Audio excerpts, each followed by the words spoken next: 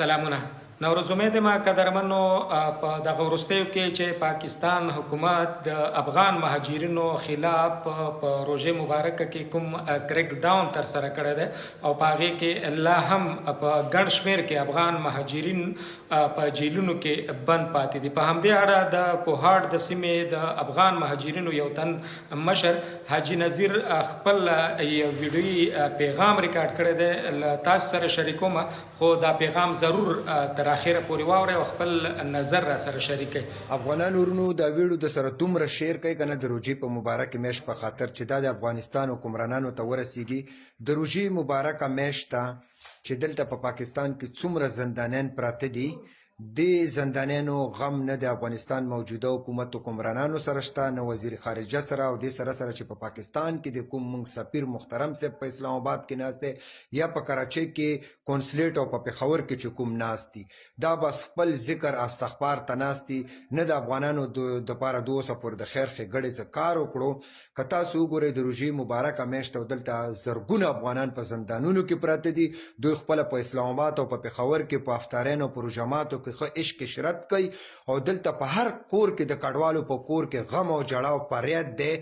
نو په پاکستان کې خو پرېږده که تاسو وګورئ د افغانان چې کوم دي دوی ته نه څوک د انسان په سترګه ګوري، نه څوک د سیک په سترګې ګوري، نه د هندو په سترګې ورته ګوري، نه د عیسوي په سترګه ګوري، بلکې زه به دا وایم چې افغانانو ته بالکل څوک د اشرف المخلوقات په سترګه هم نه ګوري چې دا اشرف المخلوقات دی که نه.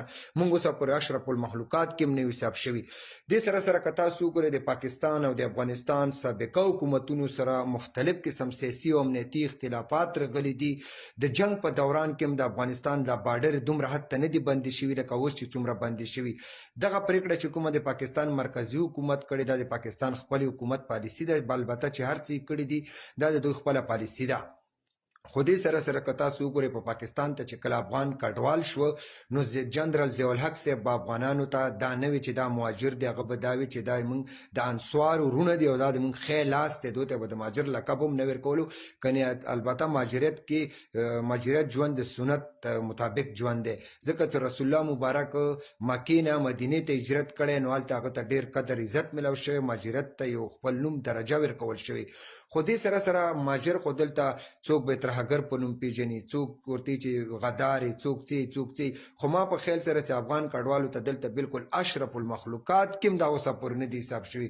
خدای خبر چې دا په کوم هغه کې حسابېږي، مخلوق کې حسابېږي. اشرف المخلوقات سره خو داسې ظلم زیاتی نه کېږي، او بیا که کوم ځای کې هم اشرف المخلوقات سره ظلم زیاتی کېږي، د هغوی دپاره بشري حقونه شته، نړیوال قوانین شته، د هغې ملکونو خپله یوه پالیسي شته، د کډوالو یوه پالیسي شته. خو په پاکستان کې افغان کډوال د اشرف المخلوقات نم بار دي او د بشري حقونو نم بار دي، ځکه د پاکستان کې زرګونه افغانان اوسه پورې په زندانونو کې پراته دي. موږ محترم صاحب سفیر اوسه پورې په دې باندې نه پرنس کانفرانس وکړو او نه پاکستان حکومت سره مذاکرات وکړه. چېرې دلته موږ په زرګونه تعداد زندانیان دي او د سیاست ښکار جوړ شوی. یو طرفه خو د پاکستان چې کومه پرېکړه کړې دا غیر عیني ده، د بشري حقونو خلاف پرېکړه ده، ځکه چې د کډوالو اداره د افغانستان موجوده حکمرانان دا په اعتماد کې نه دی اخیستل شوي او دغه پرېکړه شوې ده. به د پرېکړې خپله یوه پالیسي وي، طریقه وي، هغه طریقې بالکل پاکستان د هغې خلاف ورزي کړې او افغانان مختلف شکلونو باندې روان دي، خپلې کډې وړي. خو چې اوس د بده مرغه د پاکستان او د افغانستان خپله کې امنیتي جړپ راغلی، جنګ شروع دی او د جنګ په وخت کې د تورخم بارډر بند دی او د کوټې او د چمن بارډر هم بند دي. دغه افغانان اوس نشي کولی چې خپل هیواد ته لاړ شي.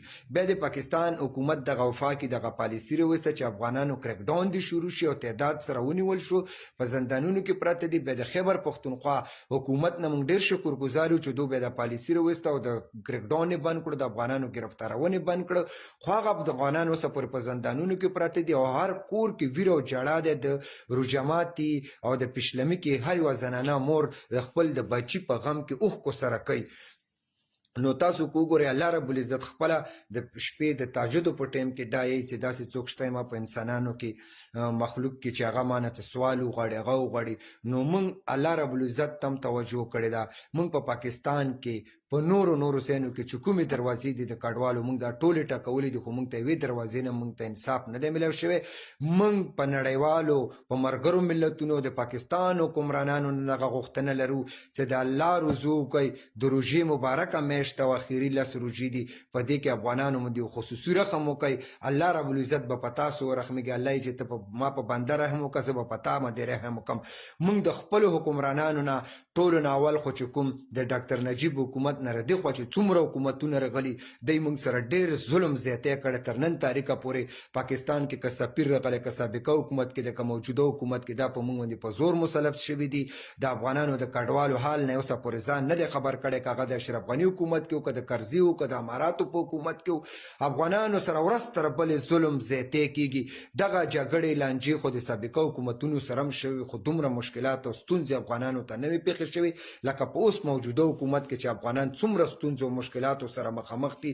د پاکستان معززو عدالتونو په دو باندې ضمانتونه بند کړي دي. د موږ غږ اوچتولو دپاره په دې ټیم کې بشري حقونو وده دي، نړیوالې محکمې وده دي، ملګري ملتونه دا چې کوم کډوالو ادارې دي، استازي دي، دوی د افغانانو غږ نه اوچتوي.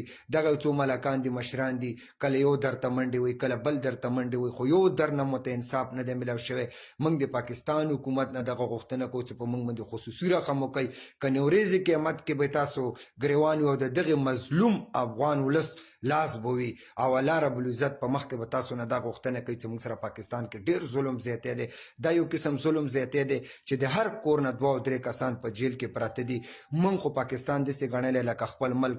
موږ کډوالو که چېرته پاکستان حکومت کې عین کې یا د پاکستان د حکومت یا د سیاسي ګوندونو مخالفت کړی وي، اختلافات مې کړی وي، بالکل دغه افغان کډوالو ته سزا ورکړئ، زندان ته ولېږئ، حتی دې چې پانسي کوي عمر سزاوار ورکړئ، پوره د فیملي سره سزا ورکړئ. خو په دغه افغانانو باندې خصوصي رحم وکړئ. موږ د خپل افغانانو چې کوم مشران دي هغو نه خو بس دا تمه موږ لنډه شوه چې په پاکستان کې افغان کډوالو ته به موږ ته انصاف میلاو شي. انصاف بس موږ ته به که راکوي صرف په دې ټیم کې الله رب العزت به راکوي، او الله رب العزت نه بعد کې به موږ ته د پاکستان حکمرانان راکوي. که تاسو وګورئ د پاکستان کې څومره سیاسي لیډرشپ دی، دو بچي چې سبوی وځي سکولونو ته ځي، تعلیمونو ته ځي، یونیورسټیانو ته ځي، او موږ افغانانو بچي چې وځي هغوی سره دا فکر وي چې دا به کور ته رسي، دا به پلانکۍ تاڼۍ نیولې وي، دا به ډنګلې تاڼۍ نیولې وي، دا به په 14 فرنټ کې پرچه کېږي، دا به په کوم جرم کې پرچه کېږي. نو د افغانانو غږ اوچت کړئ، افغانانو روچت شئ، الله ته توجه ورکړئ. بس موږ خو د ملکونو د څو ملکونه چې کوم دي دې کې موږ اشرف المخلوقات کې هم نه حسابېږو.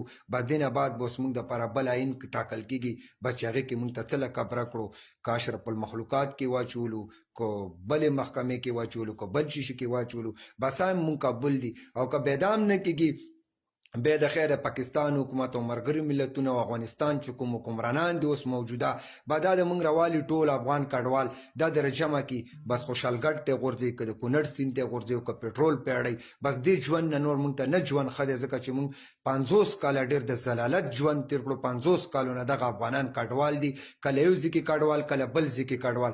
د خدای خاطر وکړئ چې د افغانانو په حال باندې نور رحم وکړئ، ځکه چې افغانان ورځ تر بلې بې عزتۍ سره مخ کېږي، او سکون خو موږ بالکل اړونه کتو.